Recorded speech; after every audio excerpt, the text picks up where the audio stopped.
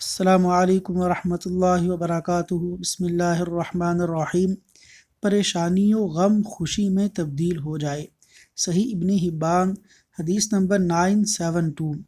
نبی اکرم صلی اللہ علیہ وسلم سے روایت ہے کہ کوئی بندہ جب کسی پریشانی و غم میں مبتلا ہو اور وہ یہ دعا کرے تو اللہ اس کی پریشانی و غم کو نہ صرف دور کرتا ہے بلکہ اسے کشادگی سے بدل دیتا ہے، اور وہ دعا یہ ہے: اللہم انی عبدک وابن عبدک وابن امتک ناصیتی بیدک ماض فی حکمک عدل فی قضاؤک اسألک بکل اسم هو لک سمیت به نفسک او انزلتہ فی کتابک او علمته احدا من خلقك او استأثرت به في علم الغیب عندك ان تجعل القرآن ربیع قلبی ونور صدری وجلاء حزنی